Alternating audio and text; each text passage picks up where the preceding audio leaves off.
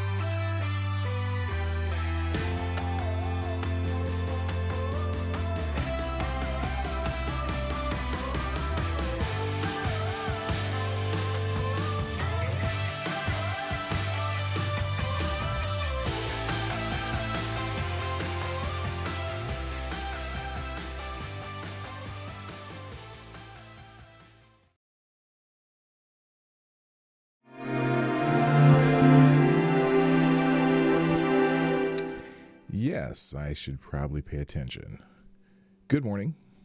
It is Memorial Day, a day that's, it's a solemn day, but it's also when we kind of celebrate our heroes, but you don't say Happy Memorial Day. You just, you say, have a good weekend. But that's only if you're the Vice President of the United States. I say a day of honor of the people who've fallen, and not necessarily in the war, but people who came back and served our country and have no longer with us. And I think of my dad that I grew up with, who is an Army medic, field medic during the Korean War. So if you ever watched the show MASH, the MASH units were the field hospitals, but the field medics were the guys who were on the jeeps bringing those casualties to the MASH units. And that's what my dad did during the Korean War.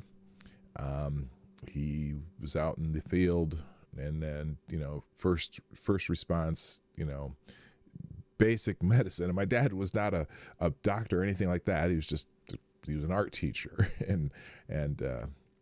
or he was going to be an art teacher, but in the Korean War, he basically went out, pulled in casualties, patched them up as much as he could to transport them, and then brought them to the MASH units. So I think of Memorial Day, I think of my father, or my dad. My father's in Nigeria. My dad is the man I grew up with, and we honor people like that.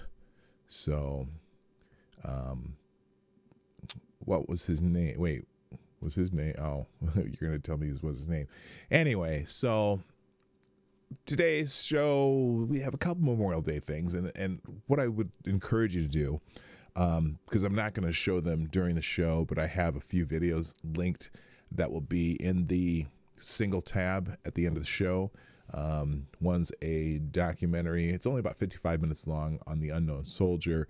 And then just a couple other interesting videos that you can enjoy, watch, whatever, during the day, just to give you a little sense of what the day's about. Because unfortunately, our vice president just said, have a good long weekend. Actually, she did. I give her credit. She did come back and make a second statement mentioning that it was actually Memorial Day weekend too. But anyway, that's what it's going to be today. I'll talk to you right after the intro. Johnny, play the intro, please. Ladies and gentlemen, coming to you live from the Lucky Dog studio in a hidden location somewhere in the upper Midwest of the United States of America, it's a brother making his own way, but with all the wrong opinions. Welcome to the Morning Night Live with your host, yours truly, Dawg Knight. And stop the music.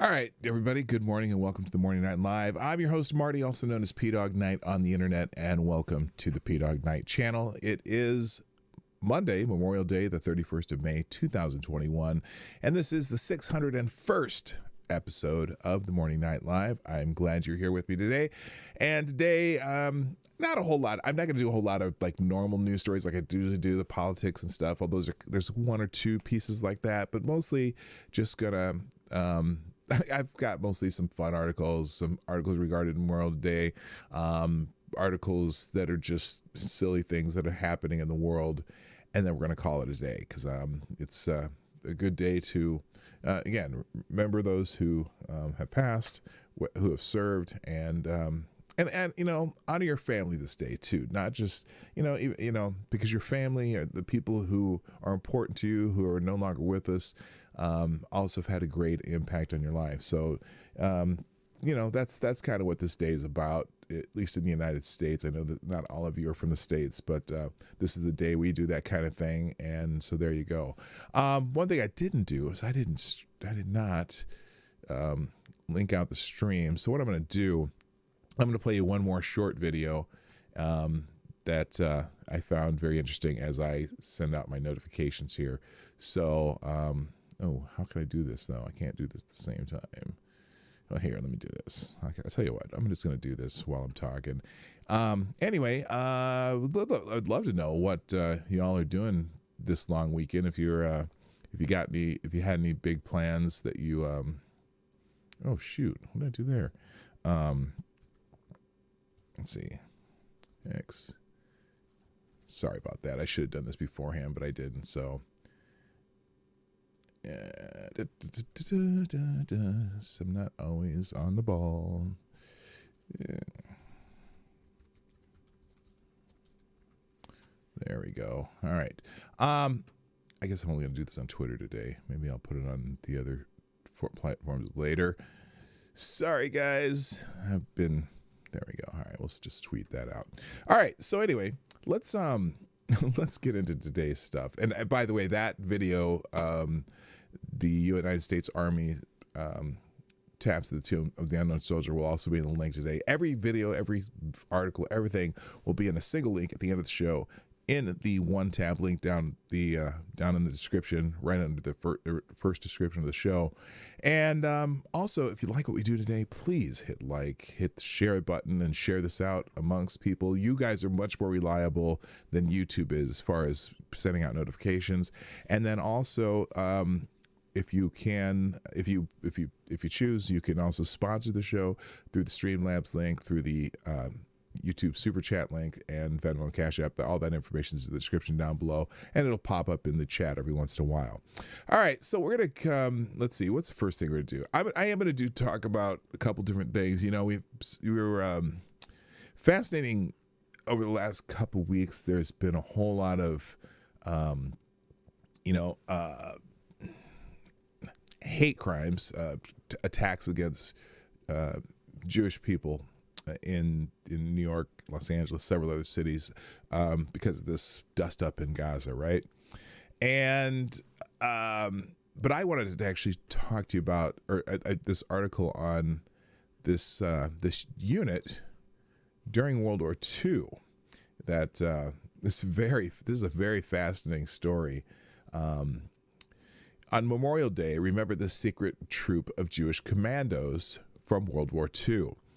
This year marks the 80th anniversary of America's entry into World War II. And as one of our most studied conflicts, it often feels as if all the stories about it have now been told, but that's not the case. As America marks a Memorial Day in transition, a de-escalating pandemic alongside rising anti-Semitism, political division and racism, an untold story from this long ago war not only sheds light on a crucial chapter in the Allies' success, but also offers insights about the upsurge in hatred and xenophobia in the United States and abroad, along with the crisis at the southern border. I'm not going to do. I'm going to do this without commentary because it's a good story. For at least 3 years, I've been working on excavating an unknown story of a remarkable secret Jewish commando unit who former British Prime Minister Winston Churchill named X-Troop. Made up of German and Austrian Jewish refugees, all the X-Troopers had suffered violence and hatred in their birth countries, arriving along as teenagers in the UK on Kindertransport in the late 1930s. They understood profoundly that the Nazi scourge of murderous hatred had to be stopped. I wrote in my book while working as a professor and director of Jewish studies at Hunter College, City University of New York. Hunter is one of the most diverse universities in the country, and our president, Jennifer Robb, is a tireless advocate for our many Dreamer students. Again, without commentary. I'm going to try to get through this without commentary. Most of my students have no Jewish background, and yet they were completely fascinated by X-Troop. Like the X-Troopers, many of my students came to a different nation because their parents felt they were in profound danger in their home countries. And for both the Jewish refugees in the UK and the migrants in America's southern border, the government distrusted them so much that they were initially locked away. Okay, we'll try, but the part of the X-Troop is the part I'm interested in here. When the war broke out, these Jewish refugees were interned by the British as enemy aliens, often in horrific conditions in camps in the UK, Australia, and Canada. But once they were selected for this top-secret commando unit of German speakers, they became among the most efficient fighters in the British forces. Yet they had to do their work in secret since to protect themselves and any family members still alive in Germany. They were required to hide their Jewish identities and take on fake British names and backstories. These German Jewish lads had to assume the persona of tea-drinking, cricket-loving British officers. X-Troopers underwent X-Troopers underwent tough, extensive training in Wales and Scotland that included live ammunition drills, winter seaborne landings, and survival exercises that included having to make their way to London after being dropped off without money or rations in the Scottish Highlands. They were so schooled in counterintelligence that, as one later wrote, they knew more about the German military than many of the Germans themselves. Here are just some of the examples of what these refugees in British uniform accomplished. Lieutenant George Lane, real name Lanyi Gheorghi, an aristocrat who had been a member of the Hungarian Olympic water polo team, undertook secret operations into Normandy in the weeks before D-Day and gathered crucial intelligence on German mines that enabled the invasion to take place. Sergeant Paul Streeton, Paul Hornig, was one of the first boats to land at the Sicily invasion and successfully routed the Italians until receiving a serious shrapnel wound. Lieutenant Peter Masters, Peter Irani, was one of the first to land forces to reach Pegasus Bridge in France and secured vital intelligence that enabled the British to cross the Rhine at Wesel. Captain Ian Harris killed and captured so many German SS soldiers that he was awarded a military medal. Sergeant Maurice Latimer seized a crucial outpost in Wacheren and in the Netherlands by tricking the Nazi garrison there. Sergeant Colin Anson's interpersonal skills and bravery assisted in the bloodless surrender of a garrison of SS soldiers at Corfu.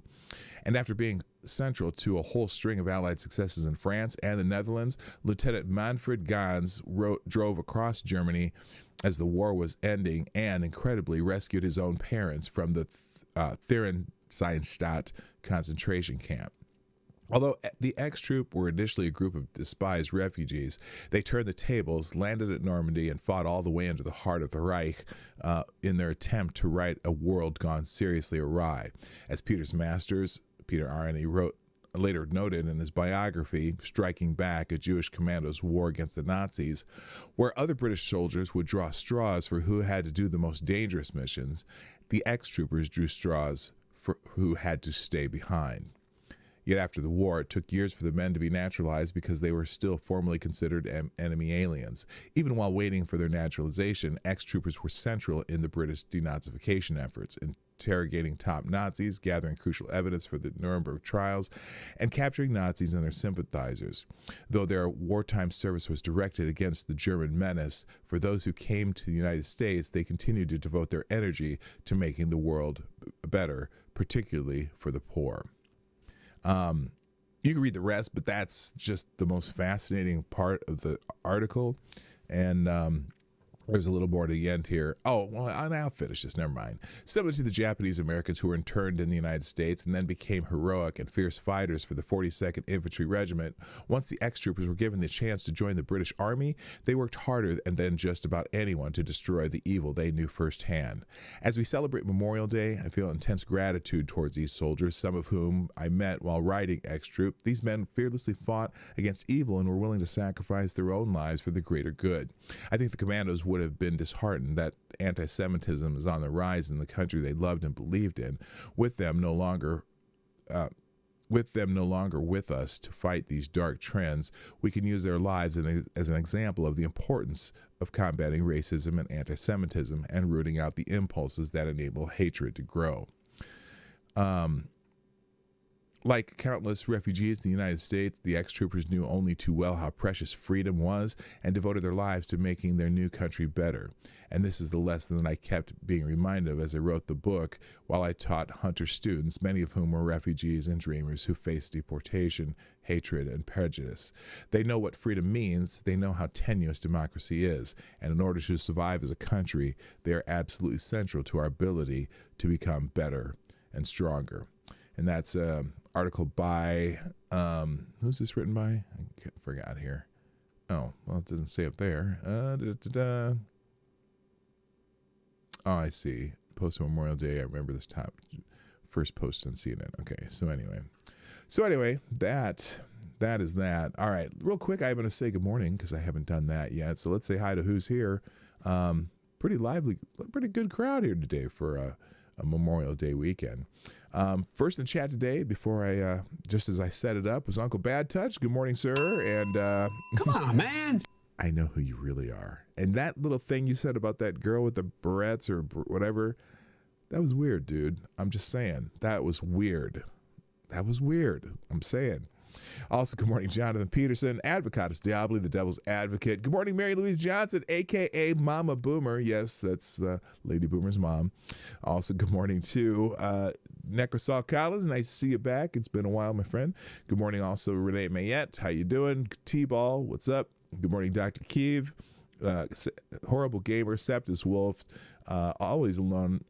Always lost a nothing self, a.k.a. alone. Also, good morning, Pincado, the Driving Ape Man, and Gamer Valine, and James Colley. How y'all doing? People's Front of Canada, Kay Shull, what's up? Good morning. Also, Tyler F. Cannon Hotep, what up? Getting your bathrooms remodeled. Oh, that's nice. I had another bathroom. We remodeled one, but I got another one to remodel. Anyway, good morning, Jonas Pedersen. What's happening? And let's see. Who did I miss anybody? Oh, Black Hebrew Israelite. That's right. Is in the house. Good morning. Also, hi, Logan F. Jaded and Emerald. John Smith. Say good morning to Elizabeth for me. And that joke will never get old. Okay. Oh, you're going to try your first barbecue today. What do you mean try your first barbecue? I'm not sure what that means. Atheist Icon, gonna lurk, got some ribs already smoking, need to get the chicken ready. And some shroom balls. Yeah, I have two petite beef tenderloins that I'm gonna throw on the grill today. And we're gonna sear them over first, and then put them on low and slow, throw a few wood chips in, and see how that works. So I'm looking forward to that. I might even have some pictures on the internet later today. So anyway, I do have my cup of reparations coffee in the Salt Lake City, Utah cup, aka the Slut Cup, courtesy of my let's see, what do I call him? Well, we're expecting him to be our future son-in-law. Get on the stick, Jess. Anyway, my daughter's soon-to-be fiance. Anyway, all right, let's go. Let's keep going here. And now, most of the stories today are just kind of the fun variety, or I have a couple close to be Darwin Awards, and like I said, I'm going to keep it light today. It's already a solemn holiday, but just to remember also. When I do the links today, when I set that link of all the stories. I have a few videos included that you might enjoy. One is of Sir Laurence Olivier. We might end the show with this one, but it's called "Wait for Me," recited by Sir Laurence Olivier. Also, a memorial service at let's see. It's called The Last Post, but it's a 5-minute video just commemorating soldiers, thing like that. And then finally, The Unknown Soldier, a TV special with Jason Robards narrated in 1985. Robards was a U.S. Navy veteran of World War II, and he narrates this respectful exposition of the purpose and the meaning of the tomb of the unknown soldier, while telling the story of several lost U.S. servicemen whose memory this monument serves to honor. So it's a great little short 56-minute documentary, and it's really good. I watched it early this morning, and so I encourage you to check that out. Those will be in the links down below. All right, let's get into some of the silly stuff today, because I said it's going to be a light day. And tell us what you're doing today as far as you're making some stuff for Memorial Day. I see Pincalo here is gonna, let's see, you made a small sample of beef jerky recipe on your barbecue. Oh, cool, that's good. You've seen the garlic, onion, mushroom stuffed roast I made this weekend on the barbecue. Oh, dude, that sounds right. Okay, just straight up right. All right, so let's just get into the silliness. So in Yellowstone Park, and this was this weekend, or close to this weekend, the park rangers investigating an ill-conceived grizzly bear photo shoot. Wait a minute, is there video in this one? Let me refresh this. I want to see if there is video. Oh yes, here here it is. Well, here, let's just watch the story. Hang on. This is 48 seconds, but oh, come on, sound. There we go. There it is right there. Stop moving around. Wildlife at Roaring Mountain. Well, Yellowstone National Park rangers are investigating an incident of a woman who approached a grizzly wildlife at Roaring Mountain. According to Yellowstone National Park, on its Facebook post today on May 10th, an unidentified woman shown in this picture, they released this today. This woman shown in this picture on your screen walked up to a female grizzly bear at her 2 cubs at the north end of the Roaring Mountain parking lot. Now, the female grizzly charged the woman, who then turned and walked away from the bears. The woman is described as Caucasian, mid-30s, brown hair, heavyset, and wearing black clothing. Now, the incident happened around 4:45 in the evening. If you have any information, you are asked to contact the National Park Investigative Services at 888-653-0009. So that close to being a Darwin Award. Oh, stop. There you go. Stop. That close to being a Darwin Award. Rangers of Yellowstone Park are investigating an incident which could have easily turned grizzly. Oh, so the woman. So here's what happened.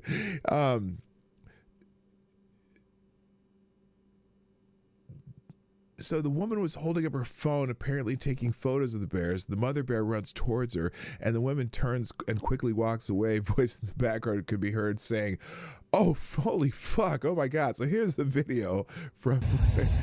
Oh my God! Oh my God! I got that on video. Me too. Holy fuck! Other people around had warned the woman that she was too close to the bears. It was terrifying, she said. Yellowstone is trying to identify the woman. The park said an Instagram post in which it asked anyone with relevant information to contact the National Park Investigative Branch. And that's there, and so anyway. Oh, and then in an unrelated incident, a man hiking solo in Yellowstone was hospitalized after a bear mauled him on Friday. For the safety of both humans and bears, the National Park Service asked park visitors to stay at least 100 yards from bears at all times, never feed them, never approach them to take a photo.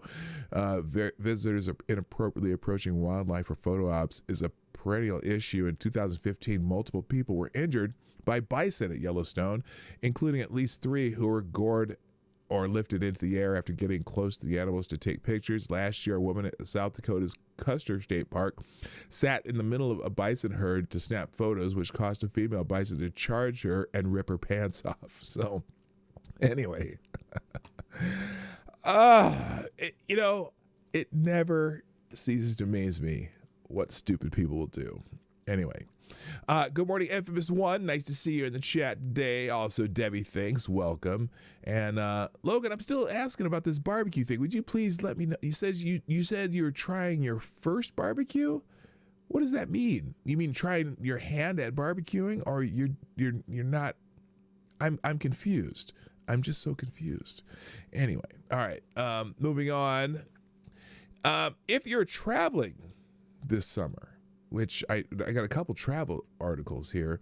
Let's see. Let's start with this one. Let's move these over.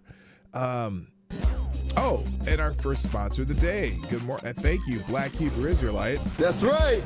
I appreciate that. And who says, with the deuce through YouTube Super Chat, says, bets she's a Disney feminist. Repeal the 19th. That's right. Well, I don't know, but looked like quite a meal for a bear. Did I say that out loud? Oh, Lord. Anyway, all right, let's move on. If you're traveling this summer, unfortunately, it looks like that your summer vacation is going to be a little bit more expensive. Every summer, I take a couple. This is from John Miltimore. Every summer I take a couple of vacations with my family. A short one to the Wisconsin Dells. If you've never been to the Wisconsin Dells, that's quite an interesting place to take your family, especially if you have kids. Lots of amusement parks, water rides, all kinds of stuff. It's a fun place. It's definitely a tourist destination if you have children, and actually year round, because they have a lot of indoor water parks there too. Anyway, okay, let me keep stay to the point. One to the Wisconsin Dells with my brothers-in-laws and their families, and a longer one to a random destination with my college buddies and their families. These are some of my favorite times of the year. There's boating and water parks, campfire storytelling, and grilling under the hot sun, and lots of laughs and ice-cold, frothy beverages, if you know what I mean. But this year, I'm a little less excited at the thought of vacation than usual, and not because I don't need a break. A glimpse at the data shows summer vacations are suddenly looking a lot more expensive. Prices are rising, especially in travel. It's no secret that prices are rising. As economist Peter Jacobson recently observed, the average price level of consumer goods rose 4.2% in April from the previous year, the highest rate increase since 2008. Everything you could think of is going up. William Lee, chief economist at the Milken Institute, recently told NPR, now, not every price pop stems from inflation. Prices are constantly moving for many reasons, most notably from basic changes in supply and demand. But reasons aside, a glance at the data shows that many of the biggest price surges involve economic sectors that are probably related to your summer vacation. Real quick, thank you, Logan F., for the tray via YouTube Super Chat with the, looks like a pear that's giving me a thumbs up. It's a weird colored pear, a turquoise pear or a bird or something, but thank you very much for sponsoring the show. I appreciate it. Now, let's see. In the wake of, gosh, stop these stupid ads that expand and whatever, drive me nuts. In the wake of the April inflation numbers, AARP chronicled a list of the top 10 things getting more expensive. 4 of them, airfares, hotels, gasoline, and rental cars, are items there's a good chance you'll be using your next vacation. Yes, it is when we take our trip to the Northeast this year. I'm waiting for Canada to open up, though. We might have to postpone it a year because we can't go to Nova Scotia yet, and that's important part of our trip. I'll talk about that later. More recent data show these price trends are not improving. Newly published research from Bernstein show that domestic airfares are up 9% since April 1st, while international fares are going up 17%. Oh, thank God I have a daughter who works for an airline. Anyway, hotel prices to popular destinations are also continuing to climb in May. Hotel rates in Cancun, Mexico were up about $205 a night in early May, according to hotel data provider STR. CNBC reported this week. That's up from just $45 a year ago and $160 from 2019. In Hawaii, it was up about $269, up from $122 last year and $263 the year before. Oh, and U.S. gasoline prices recently hit their highest level since 2014. Gas prices in the U.S. Okay, so there's the thing. There's the thing. You know the thing. Yeah, they were down for quite a while. Now they're coming back up. Now, high prices are not going to stop me from enjoying my summer vacations this year. After all, I'm in my Clark Griswold years, a time for making memories and having family misadventures. And sometimes our misadventures are closer to the Griswolds than you'd believe. But these high prices are a reminder of an important economic lesson. There's no such thing as a free lunch. It's a phrase Nobel laureate economist Milton Friedman is remembered for popularizing and repeatedly using, and for good reason. Okay, so I'm not going to get into the rest of that, but yeah, this is one of those years where your vacation is going to cost you more, and you need to plan ahead. If you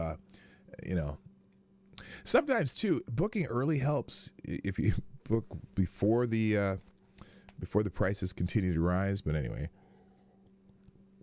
welcome to Biden's America. And real quick, thank you. I already said thank you to Logan. Good morning, Sean D.W. Welcome to the show. Nice to have you here. And MC's in the house. Stop. Hammer time. Nice to have you here. All right, let's check this here. So, we're up to, we got 27 people here. 15 likes. Hit the like button if you like what's going on, and share the stream if you haven't done so already. Let's keep going. Now, speaking of vacations, this one I don't think I'm going to go through the whole thing, but interesting article. America loves gas station snacks, and here's some of the finest by region. So let me know if you know of any of these. I just love this beaver nuggets. Okay, no comment. Anyway, whether you're hitting them up during the marathon road trip or just a pit stop during the weekly commute, gas stations are where America gets what it needs. For your car, that's a few gallons of unleaded. For the rest of us, it's something salty, sweet, crunchy, or highly caffeinated.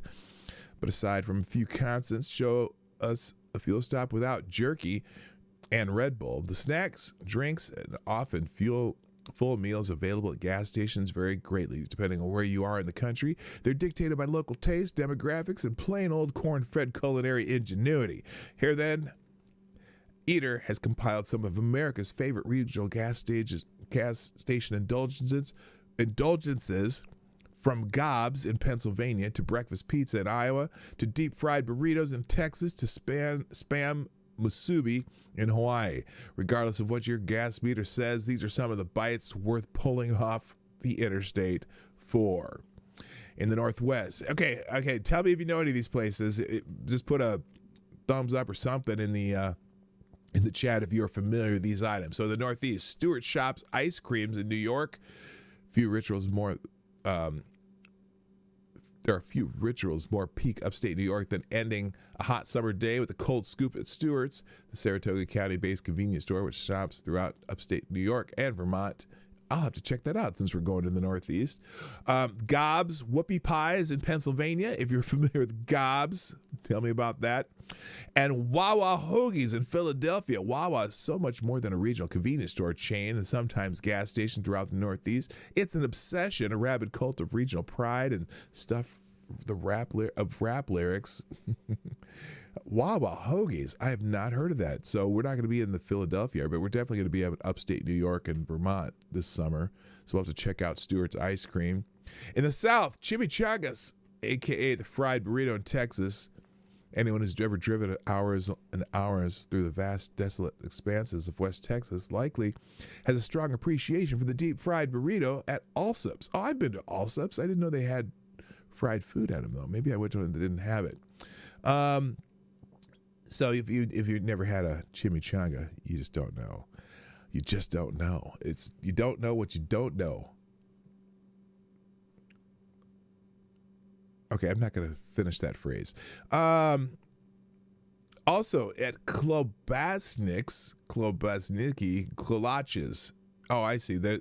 In Texas, there's perhaps no road trip snack more coveted than the fluffy, yeasty kolaches and Klobasnikis.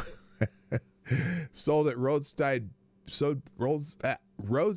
bakeries and gas stations like the famed Czech Stop and Little Czech Bakery in the West. Hashrukas in Ellinger. These pastries have roots in Texas dating back to the 1840s when Czech settlers found themselves in Texas following years of cultural upheaval in Central Europe. Okay, that's interesting. How about beaver nuggets? Now, this is one I've never heard of. Wawa is life. Is it? Get the Utz chip. Okay, we'll have to check that out. Okay, I've never heard of Wawa. I'm going to have to go east just to get a Wawa sandwich. Beaver nuggets. Okay, has anyone heard of beaver nuggets? Puff corn pops are good. Puff corn pops covered in caramel and named for everyone's favorite amphibious rodent, even better. The most popular snack at Buc E's, one of the most iconic gas stations in the U.S., are known here as beaver nuggets.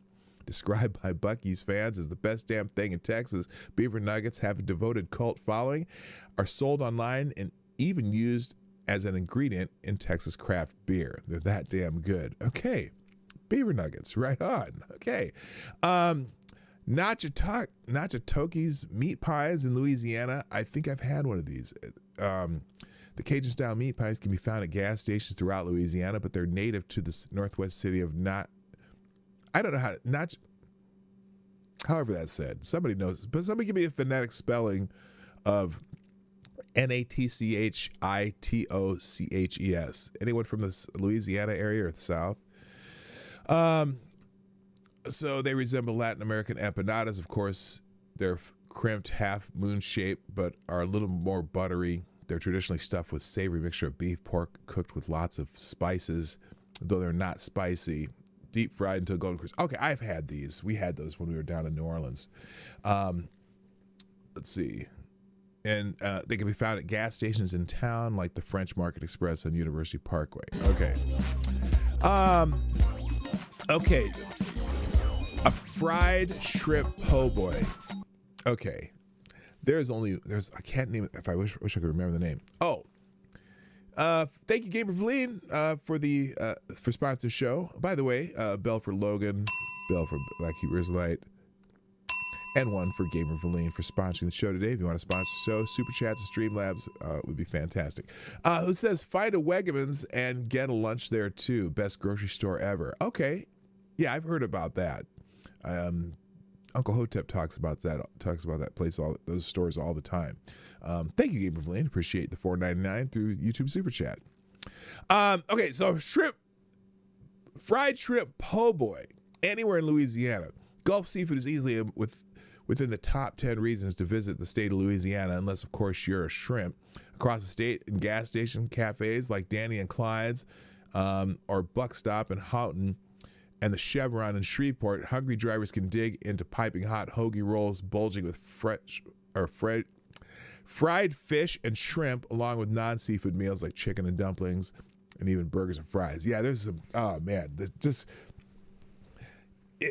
you got to get a shrimp po' boy if you're in the state of Louisiana. In Boudin, Louisiana, sometimes smoky sausage with Cajun and Creole roots, generally made. Okay, so basically doing some gumbos and stuff. Also, Dodge's fried chicken in the Carolinas. Anyone been to Dodge's? My mouth's watering. I can't help. This is hard to do. Driving south, Charleston, the red and yellow sign reading Dodge's chicken tells any driver what they need to know. Pull off some of the best fried poultry in low country.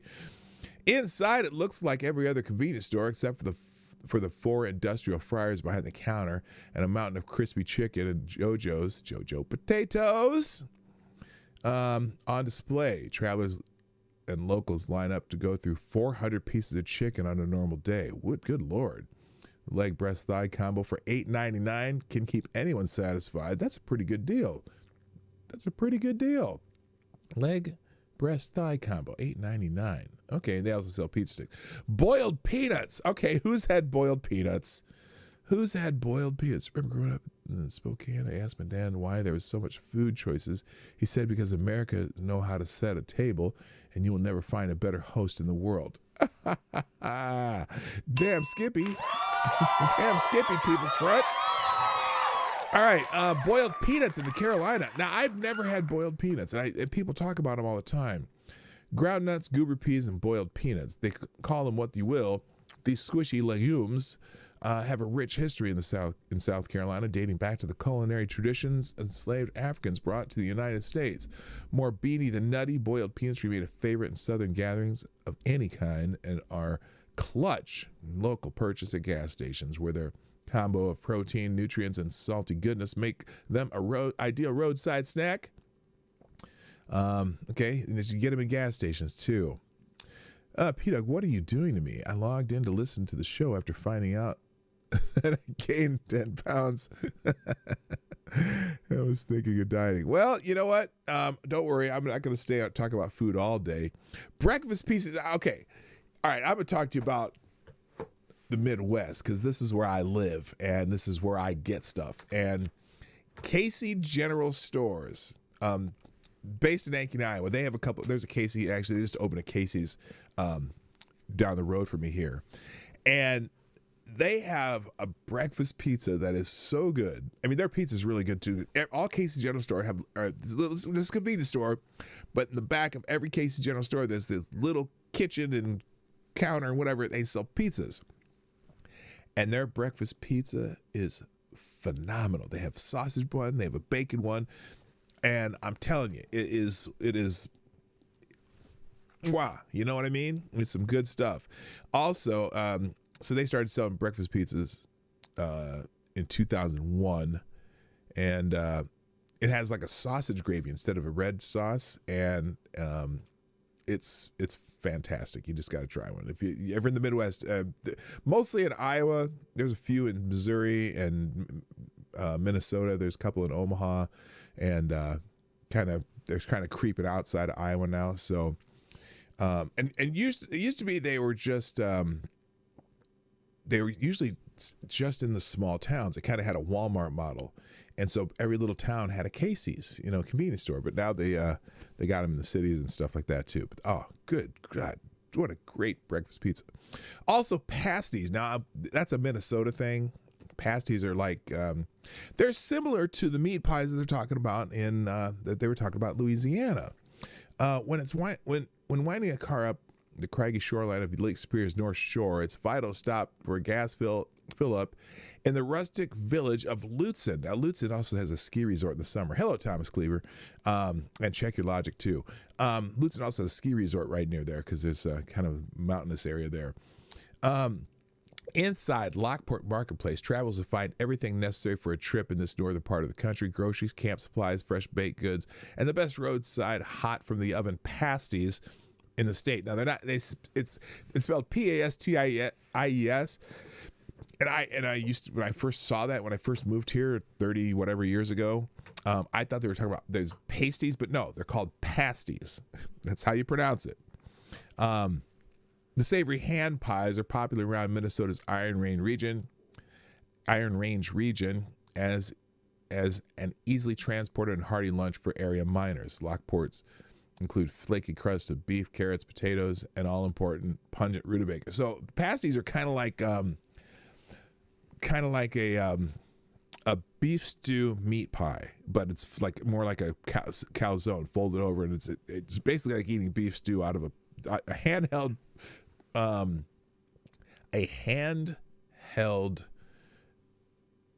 beef stew. And they're fantastic. Anyway, New Glarus beer, Wisconsin. Of course, it's Wisconsin, so you got to talk about beer. Midwesters take drinking local seriously, as liquor stores routinely see unwanted beers from other states end up as shelf turds collecting dust. There are exceptions, especially thanks to the wonderful world of government regulation that controls beer distribution, but Big Brother's meddling makes certain beers scarce and coveted, depending on where you are. Beyond that, some folks just aren't interested in sharing. Case in point, New Glarus Brewing, located 130 miles northwest of Chicago, which sells only its excellent beer in Wisconsin. And that makes their beers like New Glarus Spotted Cow. Spotted Cow? That's like So it's weird. Spotted cow, they only sell it in Wisconsin. And I've had a spotted cow, and it's pretty tasty. But yeah, to me to get one, I have to drive over the river to Hudson because they will not sell it in Minnesota. You cannot buy it here. You can only buy it in the state of Wisconsin. It makes their beer like New Glarus Spotted Cow popular purchase at local gas stations near the Illinois and Minnesota border. Beer fans from out of state frequently load up their trunks with beer while filling their tanks, sometimes clandestinely. There's a well-traveled myth that it's illegal to import beers over state lines. That's false. But remember, I don't know if you remember Coors. When I was a kid, Coors you could not buy east of Colorado for the longest time. They would only sell it in Colorado, and they would sell it west of Colorado. So it had this legendary thing about, getting, my neighbor would always say, oh, yeah, we're going to be out in Colorado. Why don't you pick up a couple cases of Coors and bring it back? Because you couldn't buy it. And then suddenly it went nationwide. But that's one of those things that's a myth to bring, to transport beer over state lines. It's illegal. It's not. All right. So other things, Mama Mary's Hummus in Ohio. Twin Bings is a... are those the candies? Twin Bings? Yeah. You don't have Twin Bings nationwide? I thought Twin Bings was all over the place. I remember Twin Bings when I was a kid in Omaha. Maybe they'd only sell them near Iowa. Anyway, it's a Palmer Candy Company of Sioux City, Iowa. Twin Bings is a staple of gas station candy shelves throughout Iowa and Nebraska. Oh, okay. Yeah, we had them in Nebraska too. It's just, they're these chocolate-covered cherry nougat flavored things and peanuts and stuff. They're really good. I didn't know you didn't. I thought Twin Bings were everywhere, but then again, I don't think I've seen them up here in Minnesota. Okay, that's weird. Mama Mary's Hummus, shawarma, and more in Detroit. Dots Pretzel Sticks, North Dakota. Dots Pretzels. I have a bag of Dots upstairs because they're starting to get a little more regional. But they're like twisted pretzel sticks, but the spice on them is so good. You're just like, you can't stop eating them. You'll have to check those out. All right, in the West, tri-tip sandwiches in Central California, ice cream sandwiches in Northern California, fried catfish in Seattle. Been there, done that. And Spam Musubi in Hawaii. So all kinds of things you get at gas stations. I'll leave this article in the links like I always do. Let's move on because I'm so hungry right now because I didn't eat breakfast and I'm now just nothing but talking about food. No one wanted that swill anyway. What swill are we talking about? We have two of them. Oh, 2 or 3 of what, Sean? Good morning, Agent Research Director. And hello, Chicago Mike. Hey, Chicago Mike, here's a question for you. Since you're a northern suburb dude, have you ever traveled across the border so you could buy a case of spotted cow? Just out of curiosity. Because that's kind of a border thing to do. All right, so here we go. All right, let's move on. Let's see. Okay, this is kind of a Darwin Award, although this guy's kind of legendary around the Twin Cities. Minneapolis skateboarder and graffiti artist ID'd as man who fell from Stone Arch Bridge. The Stone Arch Bridge is a pretty famous bridge here in the Twin Cities. His body was recovered on Tuesday in the Mississippi River. The body of a graffiti artist and well-known member of the Minneapolis skateboarding community was pulled from a Mississippi River on Tuesday. Kyle Alexander, known for his K-God graffiti tag, fell from the Stone Arch Bridge into the Mississippi River in Minneapolis on May 1st. The 27-year-old's body was recovered from the river at a nearby lower St. Anthony Falls lock and dam around 9:18 a.m. on May 25th. So 25 days later, 24 days later. According to the medical examiner's report released Friday, the report notes his cause of death is still pending further investigation. He fell into the river. That's how he died. Anyway, Alexander's friends and family told the Star Tribune he had climbed over a fence on the Stone Arch Bridge to go to a different level, putting his tag K-God on the bridge when he slipped and fell into the river.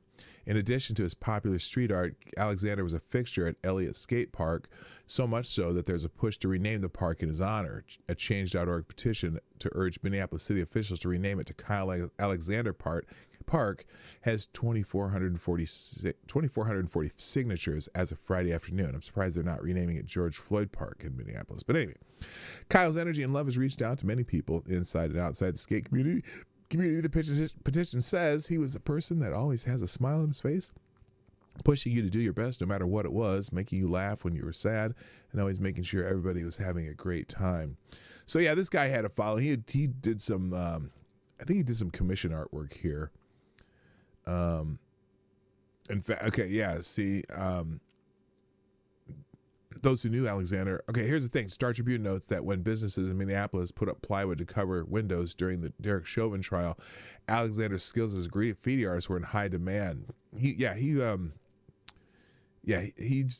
pretty well known around the Twin Cities. What's this? How long is this video? I'm not gonna. Is that? I'm not gonna. We're gonna watch. I'll leave a link to this video on Vimeo too, but. So someone here on Twitter, R.I.P. K-God, I didn't know you personally, but you were good friends to my close friends. The one time I met you, you were sweet and inviting. Beautiful soul lost too soon. That deserved so much more. I'm trying to find. Oh, they didn't put any pictures of his some of his work, but yeah, he's like I said, he did some commission work too. All right, let's keep going. Here's a Florida man story. Man accused of destroying mailbox. Or no, not Florida. This is Arizona man. Sorry, Florida man's the next one. Man accused of destroying mailbox with fireworks was arrested in Mesa, Arizona. A man is facing felony charges after police said he used fireworks to destroy 5 mailboxes in Mesa and Gilbert. According to detectives, John Jadasek was behind the 4 incidents in Mesa and the one in Gilbert between March 12th and March 15th. Surveillance video caught the suspect's maroon Hyundai Sonata leaving the scene in 3 of the Mesa cases.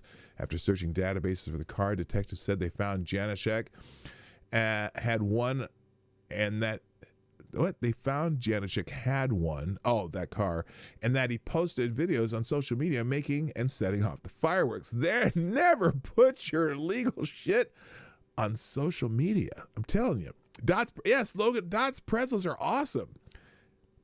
Oh, and you've been to 2 or 3 Casey's? Yep, Casey's. Yeah, Casey's pizza is really good. It's a good gas station stop pizza, but it's actually good pizza, period. Crust a little thicker than I normally like, but they have a good sauce. They don't put they put just the right amount of toppings on it. And I'm telling you, the breakfast pizza at Casey's General Store, oh, fantastic. So anyway, he posted videos on social media making and setting off fireworks. Police said they used 40-year-old's phone records to find that he'd been in the area of the first Mesa exploding mailbox, followed by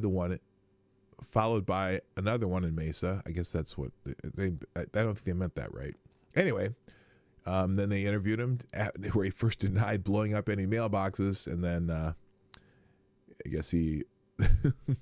After letting him go, police searched his social media again, where they found Janashek messaged somebody about how a lot of mailboxes were disappearing.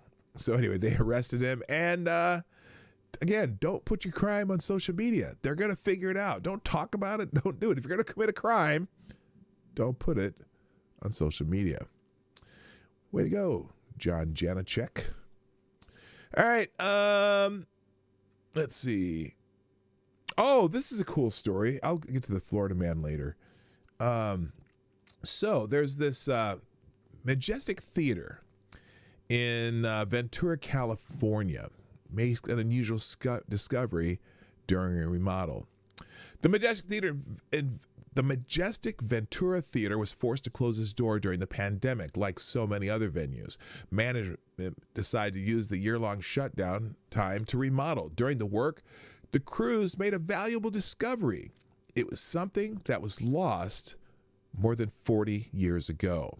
It was a trip down memory lane that Colleen Diston didn't see coming. A wallet she had lost 46 years ago was found at the Majestic Ventura earlier this week. The historic theater had been an iconic venue since the 1920s, but the pandemic forced the doors to close over a year.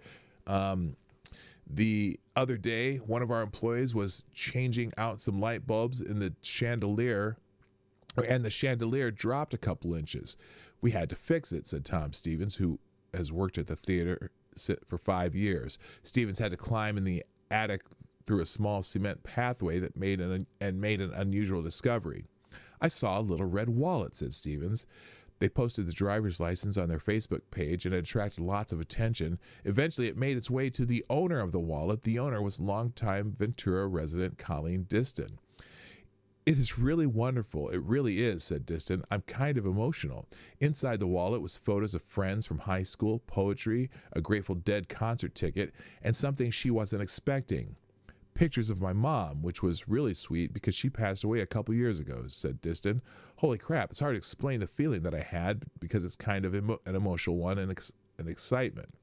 How the wallet got inside the theater's attic will remain a mystery, but the memories inside the wallet will forever be treasured. Okay. Here's our question of the day for the chat. Anyone care to speculate how Miss Diston's wallet got in the attic of the theater?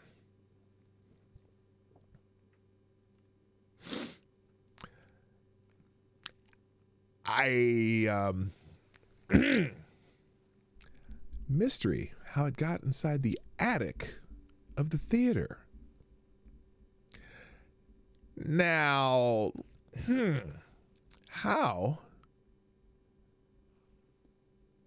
did Miss Diston lose her wallet? Anyone care to speculate? I'll just wait for that in the chat as I move on. Little freaky deaky going on. Anyway, here's the Florida, not Florida man, this is a Florida woman story. Florida woman.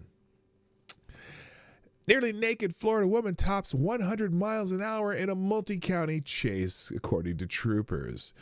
A almost naked Florida woman was booked into jail after allegedly leading authorities on a high-speed chase across multiple counties, according to News Channel 8. Florida Highway Patrol said troopers responded to a report from Gilchrist County deputies regarding an active pursuit of a stolen vehicle Saturday morning, May 22nd. The vehicle was reportedly heading southbound on Interstate 75 in Sumter County. A trooper spotted the 2009 Cadillac sedan driving on I-75 in Hernando County and tried pulling the car over. Authorities said that's when the driver fled, hitting speeds of 110 miles an hour with the vehicle. According to troopers, the chase reportedly went from I-75 onto State Road 52. Reporters said they had to use a pit maneuver to stop the vehicle and detain the woman driving. Troopers said the 24-year-old Rachel Lynn Stefanich, something like that, of Plant City, was nearly fully unclothed when they took her into custody. She was charged with grand theft auto, reckless driving, and fleeing and eluding possession of methamphetamine. Fantastic. And driving while license suspended. A Florida man was arrested last week after allegedly stole an ambulance and got stuck in the mud. A high-speed chase in Kentucky came to an end when the vehicle ran out of gas. What? Oh, that's okay. That's a whole other thing. Good morning, Asan. Good morning, Panina Chan. Nice to see you. Yes, Florida, your state. And nice to see you all here. Good morning. Also, Lord Stanhope. And did I say I said Thomas Cleaver earlier, didn't I? Yes, I did. Okay, I just got to make sure I don't miss anybody. All right. So anyway, yeah, Florida woman story instead of a Florida man. 110 miles an hour, and she was naked. It was naked. Okay, not completely naked, but almost nearly naked. Who you gonna call? Why is my dude not? There we go. All right. Let's see what else I got here. Oh, so now, let's see. Do I want to get into some politics stuff? Okay, let's get into a couple real news items, and then we'll move on. But there's a couple. Drive it like you stole it. Isn't that right? And Florida, of course, meth. Yes, of course. Oh, good Lord. Anyway, all right. And I got a couple little more serious articles because, we've been talking a lot. Here, move out of here. Let's get out of there. We've been talking a lot about how the media has treated the current presidency, right? And how it almost seems like they don't want to report on things that are important. And so there's a great article in American Greatness Today talking about how the media gets the big scoop on Biden's favorite ice cream.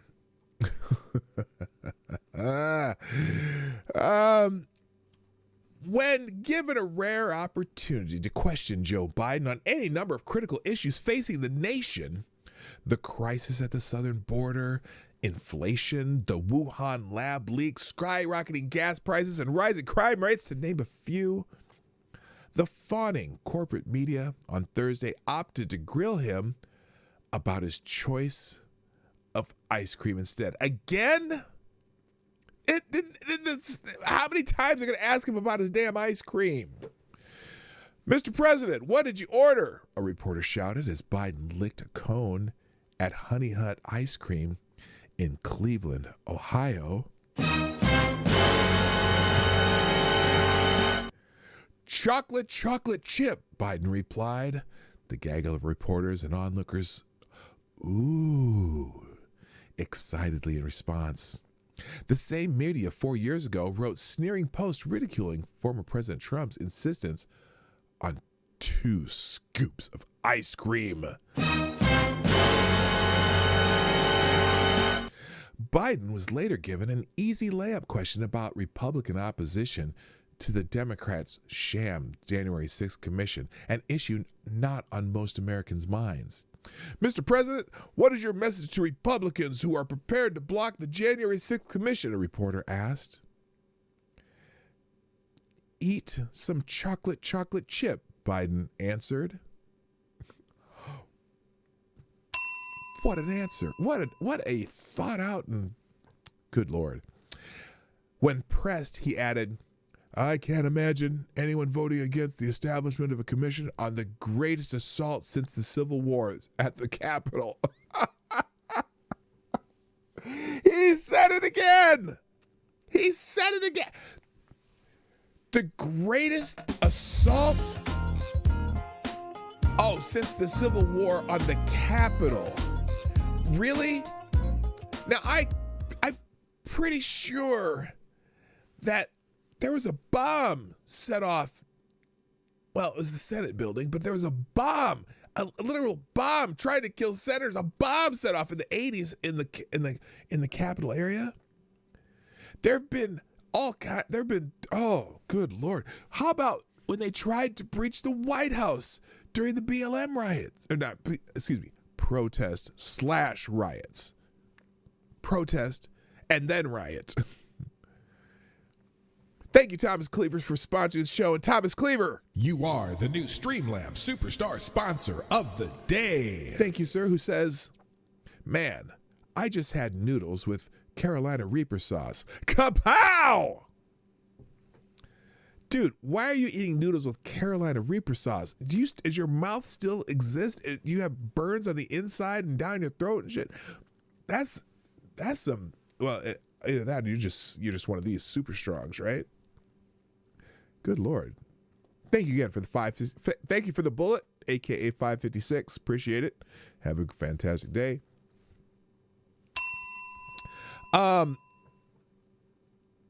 So the incident wasn't the first time the sycophantic media had gushed about Biden eating an ice cream cone.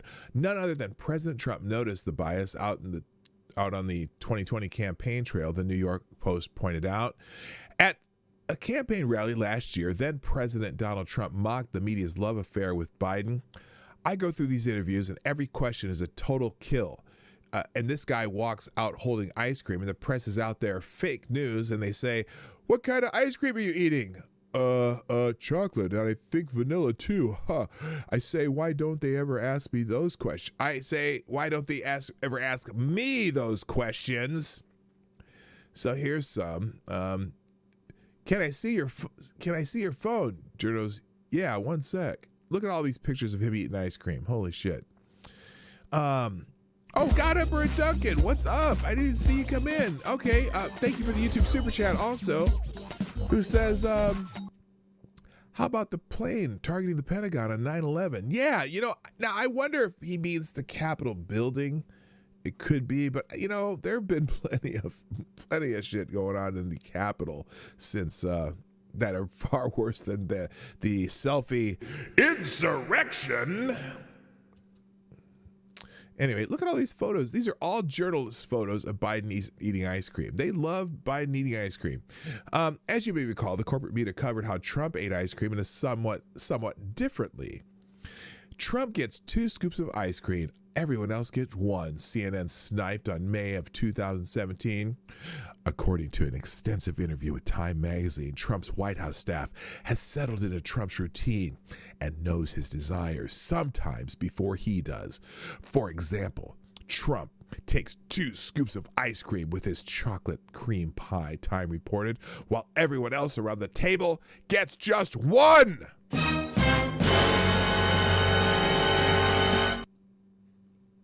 Although heavily mocked, CNN's report was amplified throughout corporate media, but the network wasn't through, putting a negative spin on Trump's ice cream consumption. On January of 2020, after the United States assassinated General Major Qasem Soleimani, CNN focused on the facts that Trump was eating ice cream when the news broke. As if that was a bad thing.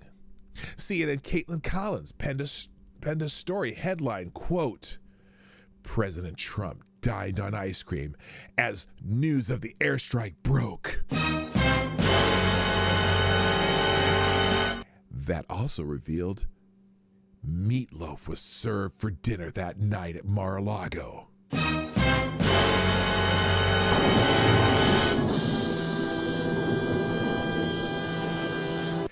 This should be a story about Soleimani planning imminent attacks on diplomats and how American lives were saved because of real Donald Trump's decisive action, White House Press Secretary Stephanie Grisham tweeted at the time.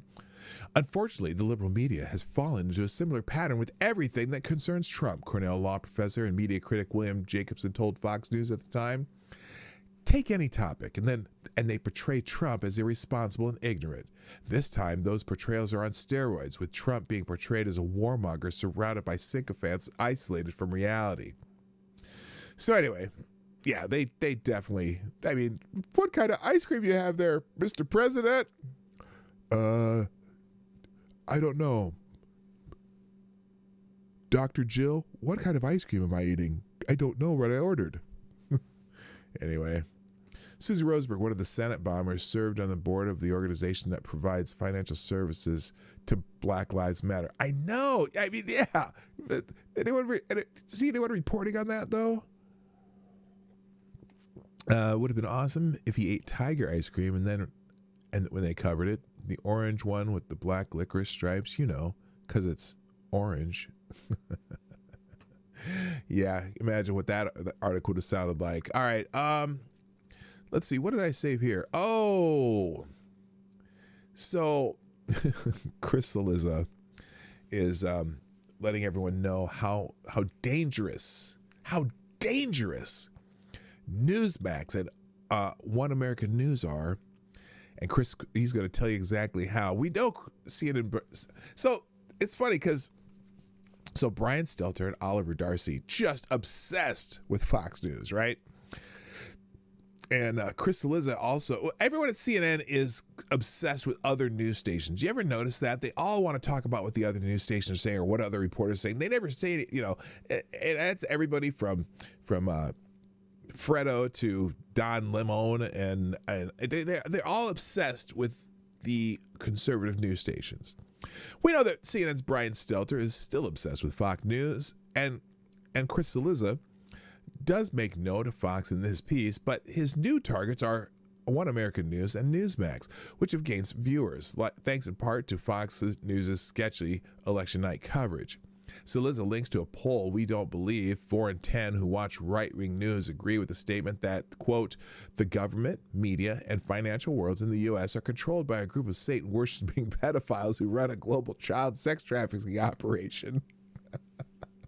Oh, you mean the Clintons? Anyway, we wanted to check the PRRI poll concluding this, but the link in Cillizza's piece is broken, so, you know. Anyway, this is exactly how dangerous right-wing media is to democracy, and it's analysis by Chris Cillizza. And it concludes, The rise of far-right channels like OAN and Newsmax has led to a massive amount of disinformation flowing through American democracy. While espousing this garbage as a business model for these channels, it has massive impacts on Americans. Really? And impact me at all. And I am an American. Thank you. Many of whom are living in a conspiracy theory that they've been tricked into thinking is the real world. Oh, you mean like CNN? Good God. Conspiracy theories like the Wuhan lab leak theory that CNN had reported had been debunked, maybe? What kind of massive impacts on Americans are these channels having exactly? So people are calling him a hack. This one, Dr. Anthony Fauci crushed Donald Trump's theory on the origins of the coronavirus.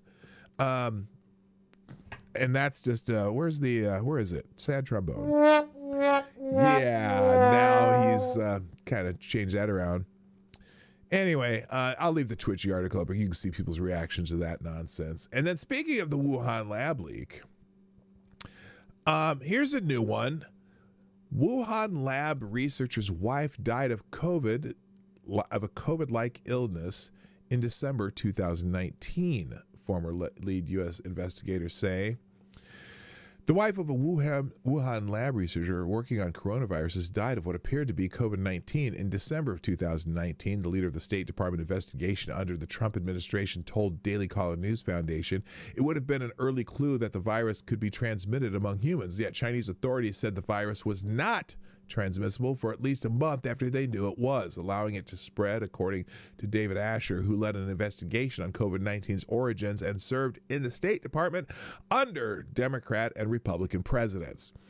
China reported in mid-January that the virus was transmissible among humans. Finally, an individual who worked at the Wuhan Institute of Virology at the time provided the information on the lab researcher's wife dying, according to Asher. A Wall Street Journal story on Sunday reported that 3 Wuhan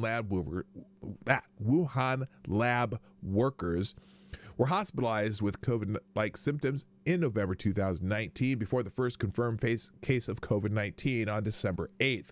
The story's main findings that the WIV workers had possible COVID-19 symptoms in fall 2019 before the first confirmed case were already in a State Department statement on COVID-19's origins released in the last 3 days of the Trump administration. The lab workers appeared to have been more likely to have COVID-19 than the flu, Asher said. How many normal people in their 30s and 40s get so sick from influenza that they have to be hospitalized? Lab workers, I am told, are almost certainly getting flu shots. Moreover, what are the odds that several workers who happen to be researchers on enhancing the pathogenicity of COVID-RATG13 and associated COVs all fall very sick together, Asher noted, referring to the coronaviruses. China has blocked interviewing the previously ill researchers at the WIV. Oh, shocker! The State Department said. So, they were studying viruses similar to SARS-CoV-2, but China has blocked access to records of such research being conducted at the WIV, according to the State Department in January. So, China hiding and lying. It's been a while since I had to do this one. Why the fuck you lying? Oh, I forgot it ends right there. So anyway, anybody shocked by this? Anybody shocked by this at all? Anybody? Anybody? Anybody shocked by this? So, we know. Now you know. Or now you can assume that they knew it was transmissible in December 2019. Didn't admit it until mid-January that it was transmissible to humans. These motherfuckers knew. I'm just saying. All right, I'm gonna go back to some light stuff here. Some light fare, because then we're gonna finish up, because I'm gonna stop on time. I gotta go pick up a prescription for my wife who is ill, and we'll go from there. Also in the tabs today, I have included John Stuart Mill. His short publication On Liberty. Just always a good read, and I'm going to read it again because it's been a while since I've read it. But it basically gives you the foundation of what the United States is about. And it's probably a good thing to read on Memorial Day to remember why the people who have who sacrificed for their lives for our country,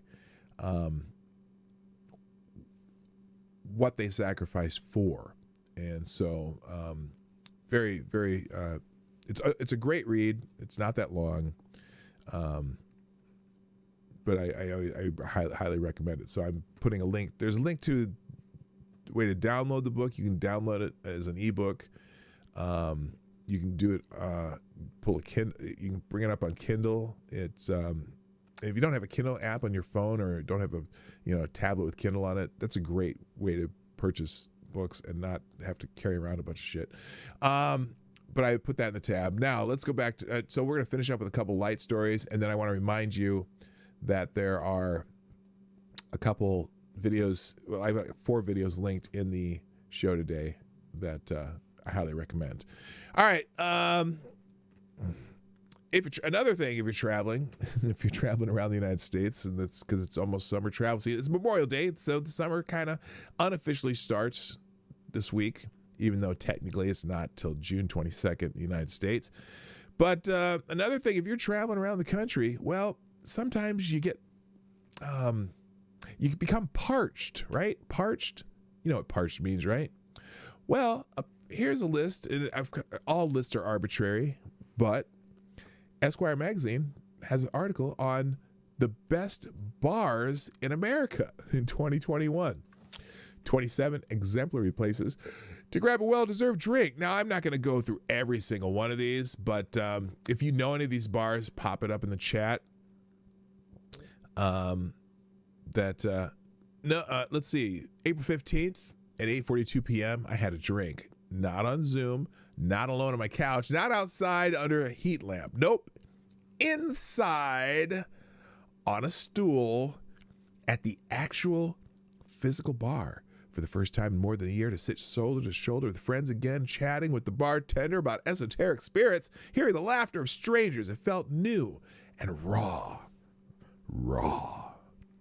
Even with the masked staff, the social distancing, the experience was unexpectedly life-affirming. All of a sudden, I felt like me again. I recognized this feeling, but it was a couple months ago because we went to the bar and it was open in our town. Anyway, and every Saturday you can join us for the Saturday Trail Stop stream. That's our favorite Saturday morning breakfast and watering hole.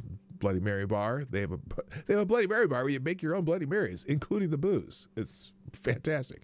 Anyway, perhaps when I was drinking at Viridian, an Asian American bar in Oakland. Now, I didn't know that bars had an ethnicity. Or is it just a lot of Asian Americans hang out there? Isn't that weird that this dude, okay, perhaps it was what I was drinking at Viridian, an Asian American bar in Oakland. Isn't that weird? Does anyone else find that a little bit weird as a statement?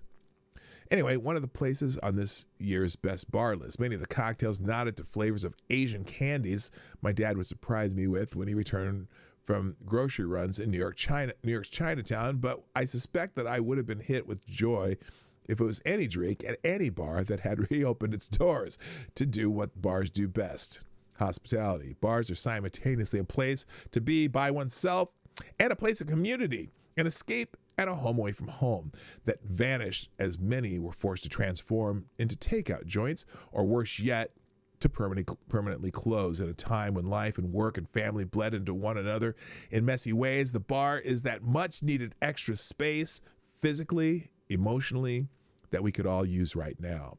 Return to the office?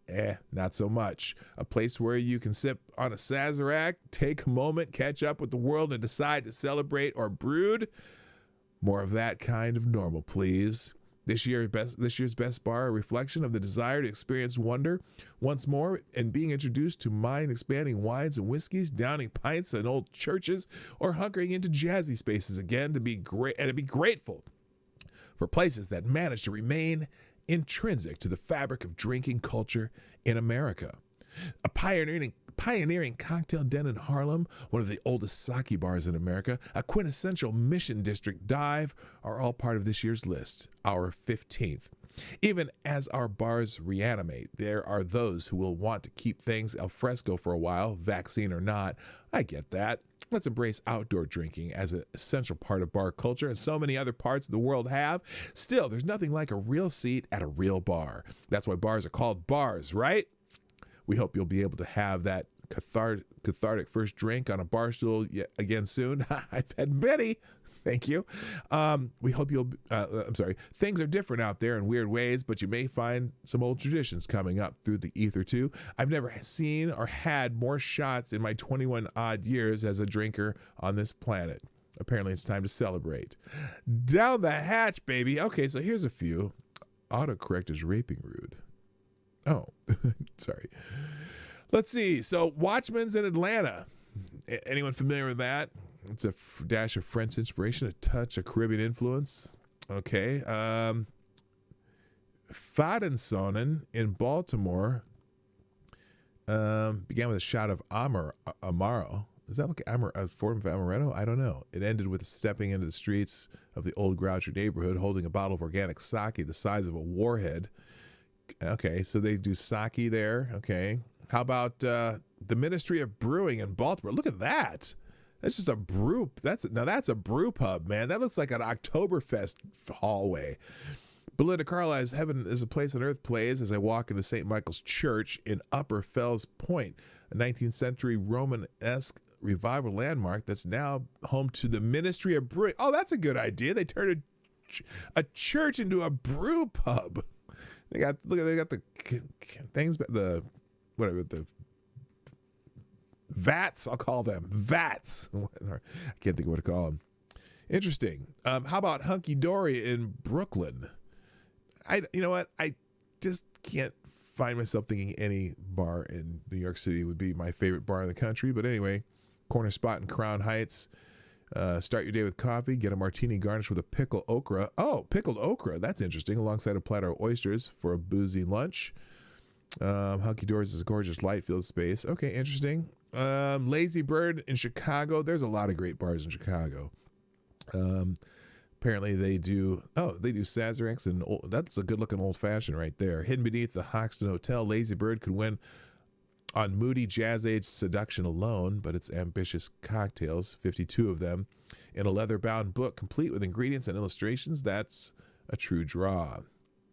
Okay, cool.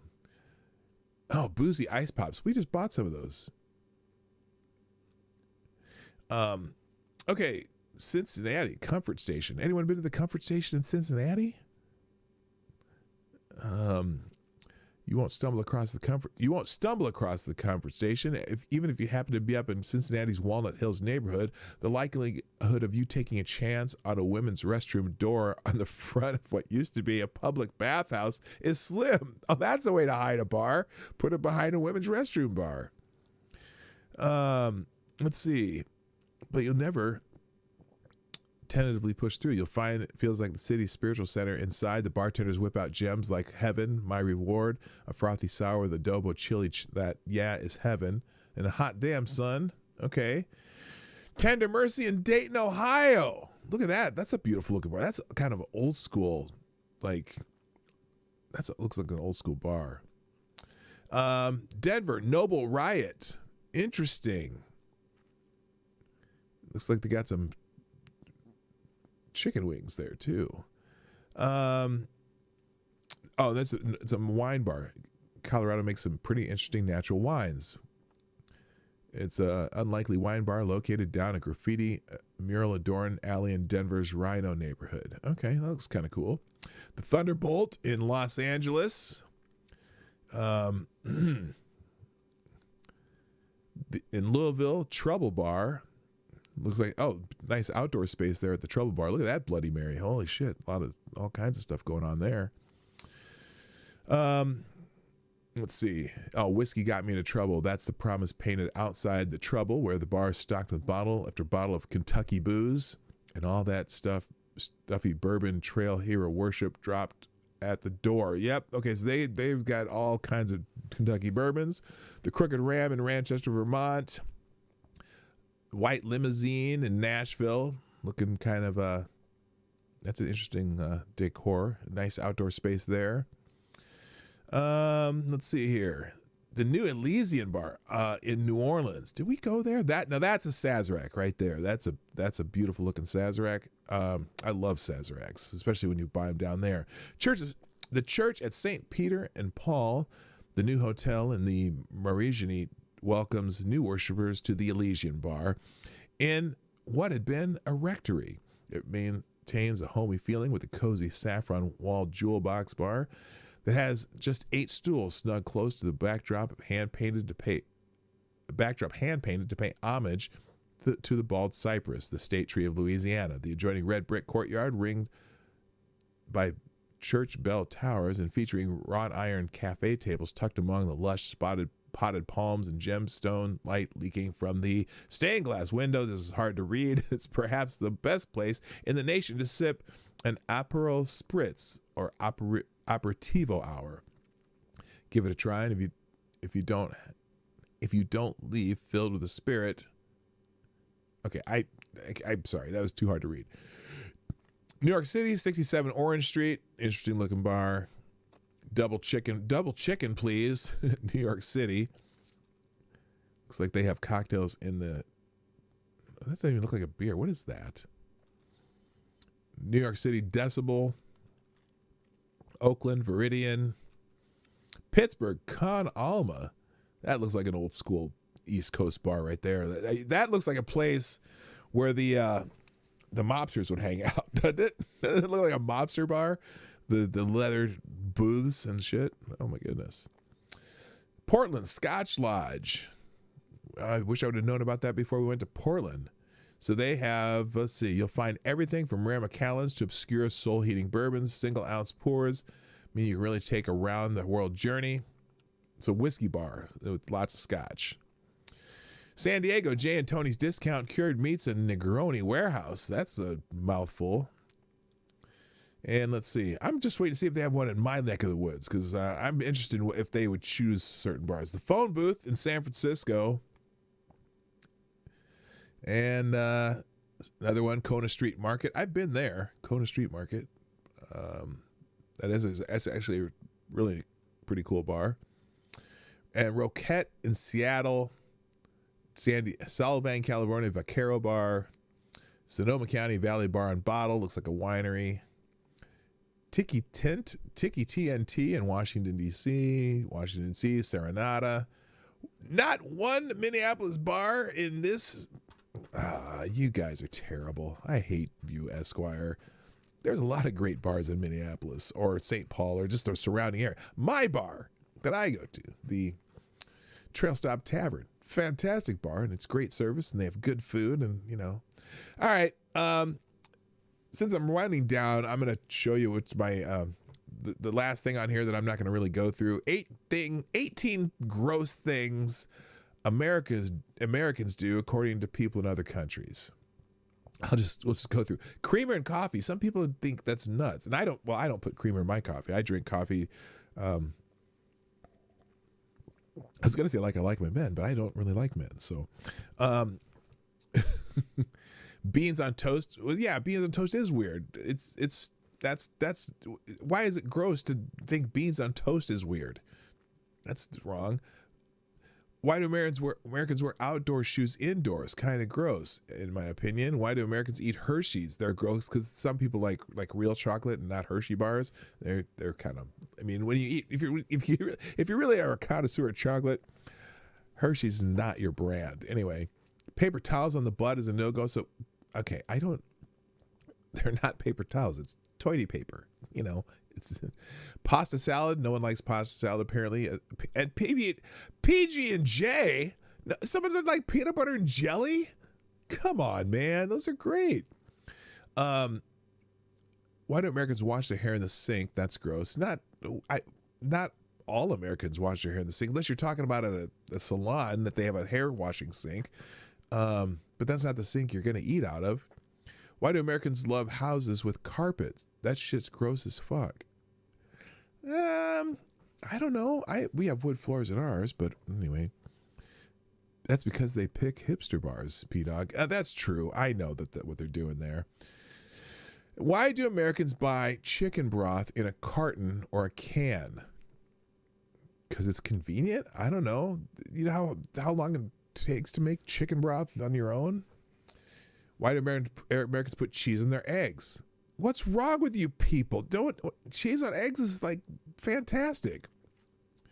White Claws are gross. Why do Americans and my ex go so hard for them? I'm not a fan of White Claws, but some people like them. Why do Americans think mafia is aesthetic? That's disgusting. Okay. Why do Americans like making huge versions of normal foods? It's gross and no one wants your 2-foot-high nacho burger, Bill. Because we can. Why do Americans not use bidets to wash their ass? Because, I don't know, we have toilet paper. Why do Americans like pumpkin-sized lattes so much?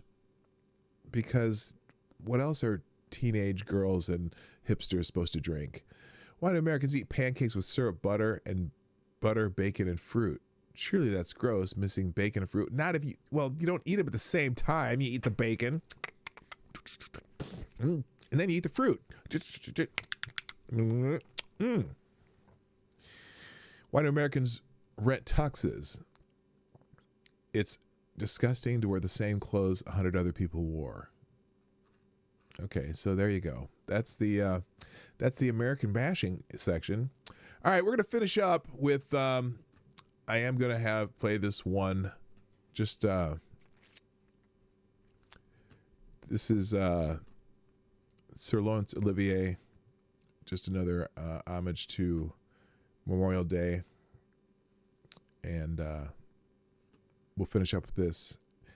And before you go, what I'd like you to do, by the way, I'm going to finish with this. Before you leave, please hit the like button if you haven't done so already, and share the stream, even if it's after the stream. And if you're watching on replay, please put a comment in the comment section. And you can always sponsor the show through Streamlabs, through YouTube SuperChats, Cash App, and Venmo. Appreciate all of you who do that. Thank you today to Black Hebrew Israelite, Logan F., Gamer Valine, Thomas Cleaver, and God Emperor Duncan for sponsoring the show. Greatly appreciate that. But we're going to finish up with this short video, Sir Laurence Olivier narrating Wait for Me. And that's going to be it for the show. My name is Dawg Knight. After this, I'll be out of here. Bye-bye.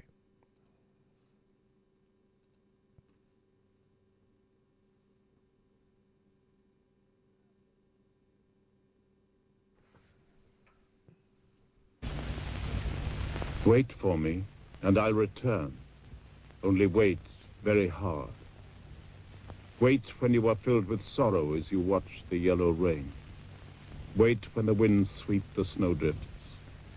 Wait in the sweltering heat. Wait when others have stopped waiting, forgetting their yesterdays. Wait even when from afar no letters come to you. Wait even when others are tired of waiting.